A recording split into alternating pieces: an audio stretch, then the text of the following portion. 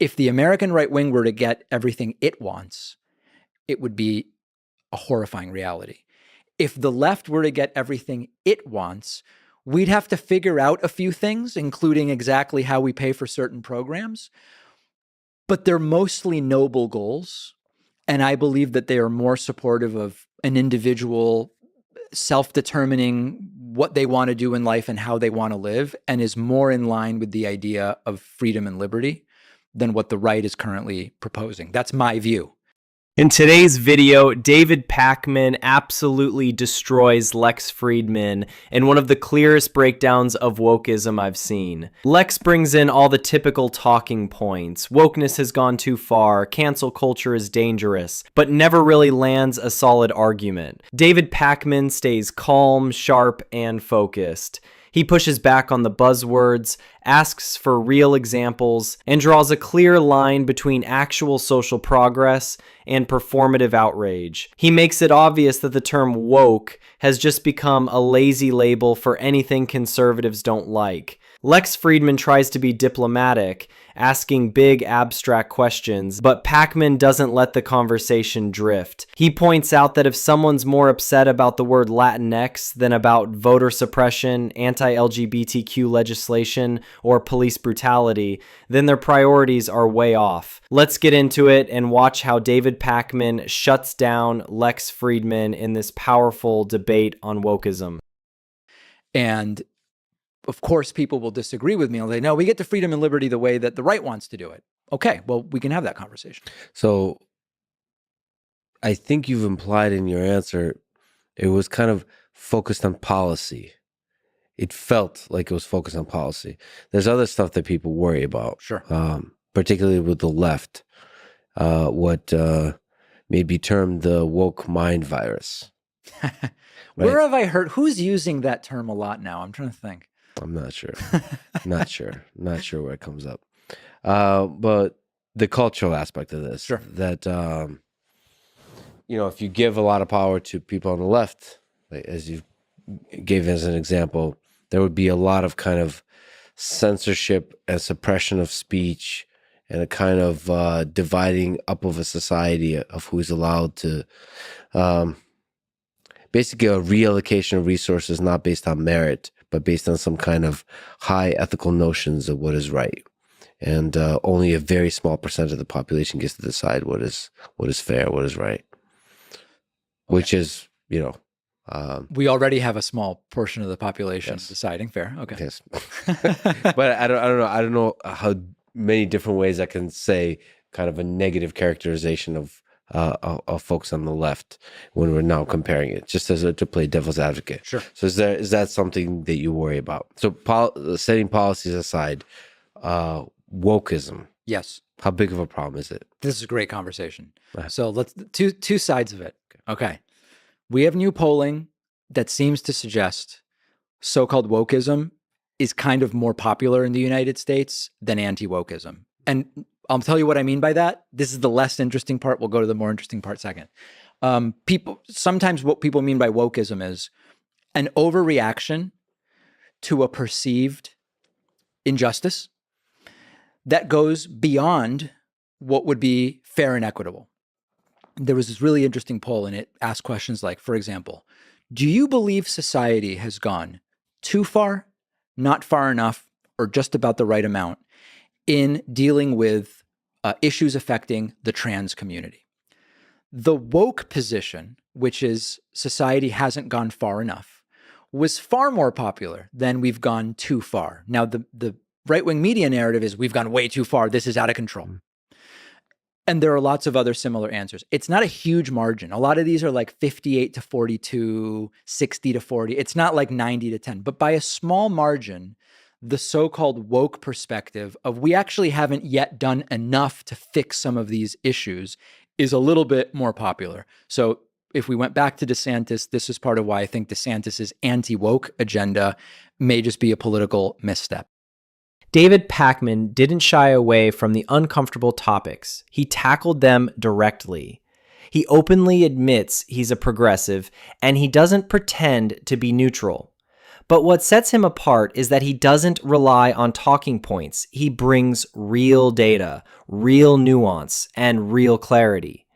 So when Lex Fridman brought up the usual fears about a, quote, woke mind virus and censorship, David didn't take the bait. He calmly pushed back and grounded the conversation in actual polling and public opinion. Yes, Pakman admits the left sometimes goes too far. Reactions can be messy. There are moments where outrage outpaces solutions. That's real. But he draws the line. Those missteps aren't even close to the threat coming from the right. We're talking about book bans, anti-LGBTQ laws, voter suppression, and attempts to rewrite history in schools. That's not just noise. That's power being used to restrict rights. And this is where Pakman drives it home. If the left got everything it wanted, we'd be arguing about how to fund healthcare or make education accessible. But if the far right got its way, we'd be rolling back civil rights, erasing entire identities, and using free speech as a weapon against the people who need it most.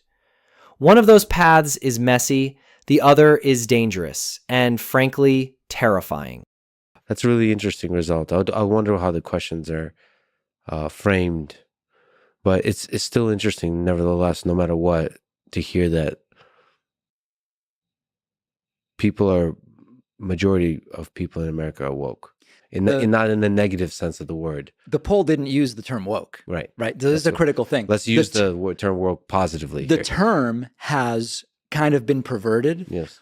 4 years ago, when the term was started to be used, I would have said, oh yeah, woke just means like I have become aware of problems that are bigger than any one person can fix for themselves that relate to the system. I think that's what, and we might disagree on which problems fall into that category, but like it was kind of benign. I think now it just means like outrageously left-wing, maybe even with socialist or Marxist undertones. It's becoming a pejorative at this point. But also like bullies. Like Bullies, people... sure. Censorers. Yeah, but people that go around calling others racist, oftentimes, without any proof of or justification. Fair. But that's a few folks on Twitter. You're saying like the polling is starting to show that like no, there's still most of the Americans still care about these issues and want to improve, want to make progress. I think that's the case, and they want to do it in a genuine way that doesn't suppress or oppress anybody. But now let me get to what degree do I think that when it goes too far is a problem? Mm-hmm. It absolutely exists. We can find instances of where this exists on the left. I've been told many times that as a Jewish Argentinian immigrant to the United States, I actually don't qualify as oppressed enough because Jews are privileged now in the US and my family had just enough money to leave Argentina. So there's this kind of like oppression Olympics thing where I've been told you don't get to comment. For example, like a topic in the Latino community now is, are you familiar with Latinx? Mm-hmm. Okay. In Spanish, there's an analogous movement where words by their nature sort of like have a gender. So like the word for friend is amigo. But if it's a woman, you would say amiga. So right from there, you can tell the gender that we're talking about. And if it's a mixed group, you say amigos. It's the male with an S, but it could include both. There's a movement now which wants to do away with that and put the letter E in. It's a new word, okay? It's a gender neutral word, amigues, totally new. I don't like that. And I don't know no one in my family uses it. And I think it's kind of like a strange imposition from someone kind of with a solution in search of a problem. I've been told, you moved to the US long ago and like your English is good and like you look white. And so like you don't get to weigh in on that. That I think is an example, if I understand correctly, of the type of thing you're talking about. I'm kind of being bullied. I'm fine. I'm surviving fine. But I'm being bullied over it and disqualified and saying you don't get to speak on this issue. All of that stuff, I am completely against. And I tell people on the left, we're actually hurting our own movement with this stuff. I just don't think it's as big as some others believe. Lex Fridman came in with the usual concerns you hear from the center right. Stuff like wokeness being used to silence people, change the way we speak, or exclude voices based on identity. And to be fair, Lex wasn't hostile. He was curious, but curiosity doesn't equal clarity.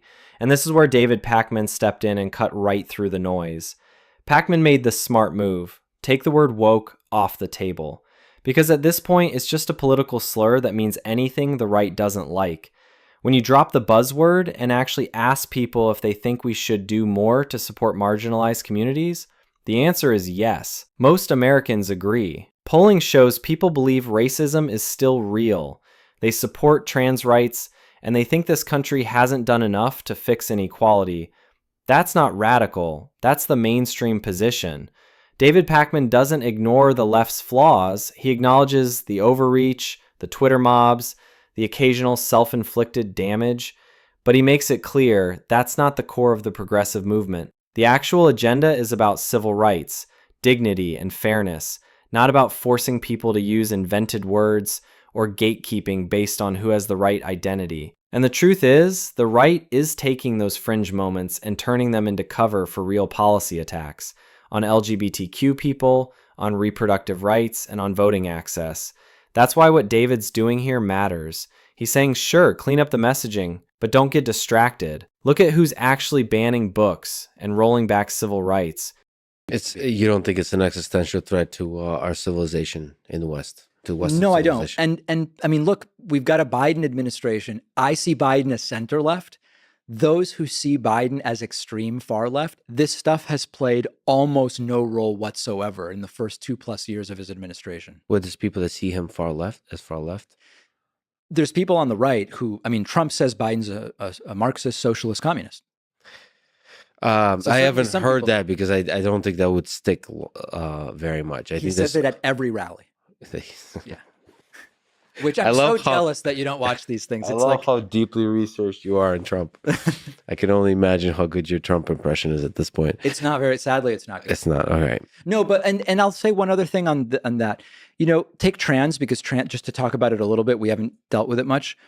The trans issue has become huge, I believe, because the right is obsessed with it. The right is very much not concerned with gay men anymore. It used to be that gay men is like, oh, we have to stop gay men from adopting and unnatural and pedophiles. Now it's trans, it's drag shows, etc. I do think that there is a fair question to say, how do we deal with trans women in a very small, short list of sports? That's real, okay?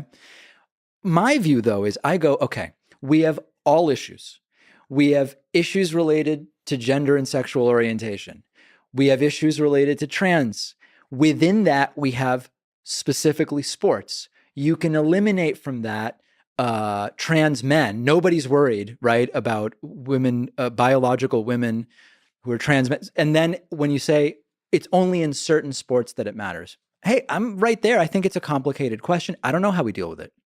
I would ask leagues that have experience with this already and whatever. The problem I have is pretending that the vanguard of left-wing politics right now is trying to force trans women into sports. It's like, it's just not the big issue that the right is reacting as if it were.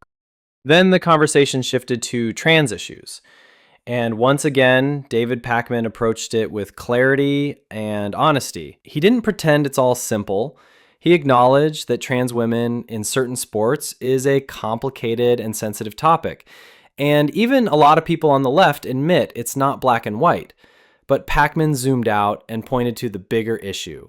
The right is obsessed with trans people in a way that's completely out of proportion with reality. It's not about sports, it's about outrage. And here's the distinction almost nobody makes. No one's talking about trans men in sports. The outrage is laser focused on trans women. That tells you everything. Forget the athletic data, forget league policies. It's not about fairness, it's about control. Pakman makes it clear the progressive movement isn't being driven by drag shows or pronouns. It's being driven by the fight for healthcare, dignity, and basic human rights. This whole narrative that the left is forcing woke ideology on America is mostly media hype, a distraction. Because when you actually talk to progressives, what are they focused on? Wages, education, climate, civil rights, treating people with basic respect. That's the real agenda. Meanwhile, the right keeps obsessing over bathrooms and book bans because those are easier to sell than explaining why they're gutting public programs. Lex came in asking fair questions, but it was David who kept the whole thing grounded. He didn't ignore the nuance, he embraced it, but he also reminded us that all these so-called existential threats, most of them are just political smoke. Look at the data, the polls, the laws being passed, and it's obvious. Wokeness isn't killing the West, but this constant fear-mongering, that might be killing actual progress. So what do you think? Is this debate overblown, or is there something deeper going on here? Drop a comment, let me know. And if you're into real conversations without the fear tactics, hit like, subscribe, and see you in the next video.